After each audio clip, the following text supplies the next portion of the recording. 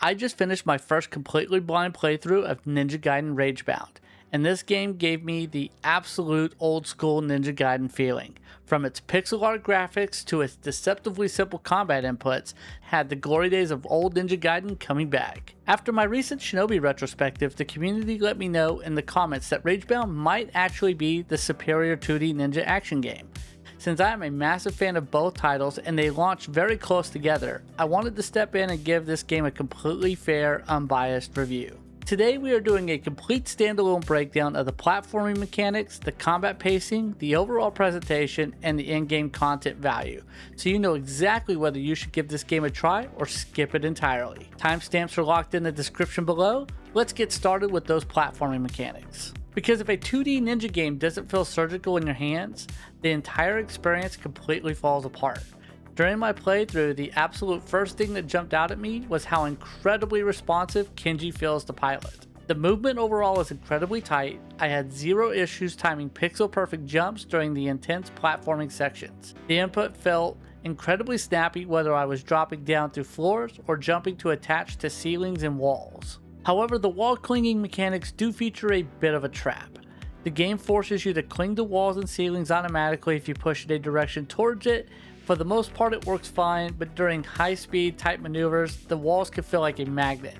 The character will occasionally suction cup straight onto a surface you didn't want to touch and can throw off your momentum. Fortunately, the game hands you an elite traversal tool called the Guillotine Boost.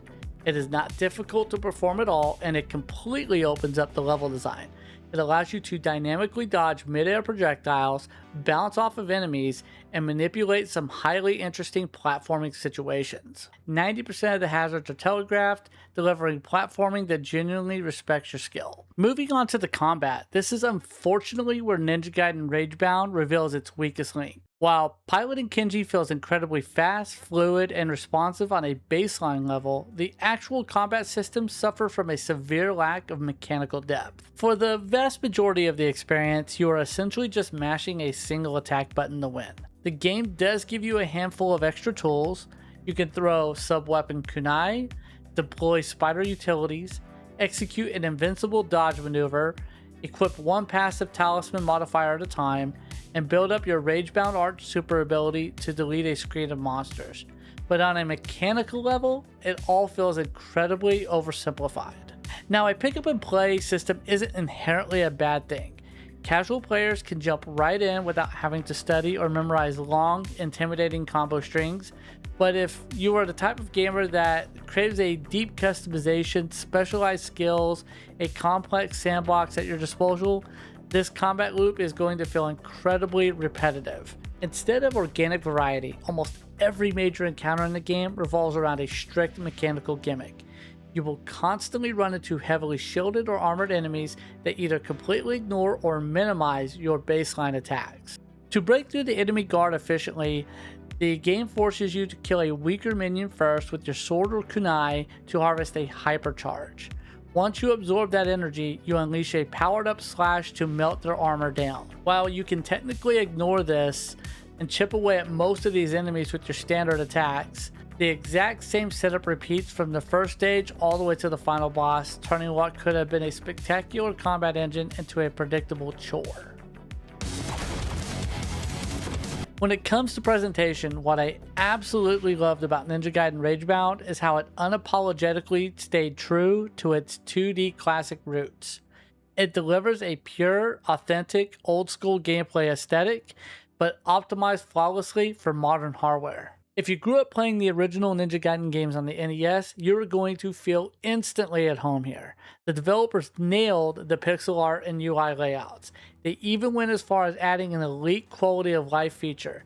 If you find the standard pixelated font too straining on your eyes, you can hop right into the options menu and toggle a clean, modern text overlay instead. The enemy design and sprite animations heavily channel the original NES blueprint. On top of that, the soundtrack features the same legendary fast-paced ninja energy that immediately drives your momentum forward.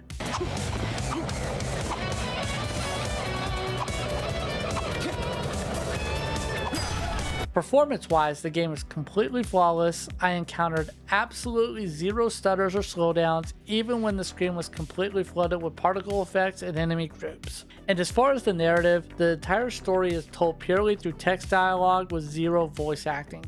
Honestly, for this specific subgenre, that is a massive blessing. As we discussed in my recent Shinobi retrospective, these titles rarely have the highest budget to pull off the voice acting, so skipping it entirely keeps the pacing clean and prevents the story segments from ever feeling cringe or amateur. Finally, let's talk about the content and the overall financial value. For a completely blind playthrough, the base campaign is a tightly paced ride that took me right around 4.5 to 5 hours to clear. But this game is built entirely around old school mastery. If you want to get your money's worth, you'll be hunting down those elusive S and S++ performance ranks, which require you to perfect your clear speed, optimize your collection routes, and pull off flawless no-hit runs in each level. The level design, although very linear, has some depth to it at times. With the Demon Detour system, this special mechanic allows Kumori's soul to completely separate from Kenji mid-stage, letting you pilot her spirit to explore hidden alternate reality areas. This is where you locate the game's major secrets like hidden scrolls and unlock completely unique side stages, extra costumes, and vital collectibles like crystal skulls and gold scarabs. Those gold scarabs aren't just for show either. They act as your primary in-game currency. You take them directly to Muramasa's shop to unlock massive character upgrades.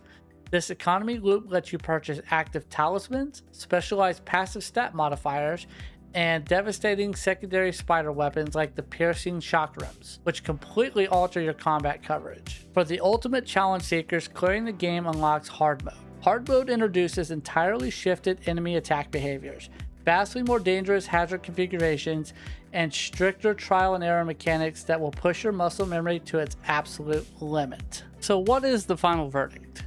If you're an action gamer who craves deep custom combo strings and massive skill progression, Ninja Gaiden Ragebound is going to feel a bit too simple and repetitive in your hands. But if you are a retro enthusiast who loves pixel perfect platforming, tight inputs, authentic NES era atmosphere, and a steep learning curve that rewards raw stage memorization across a 5-hour ride, the game delivers exceptional value. It is an absolute love letter to the classic Ninja era that is well worth your time.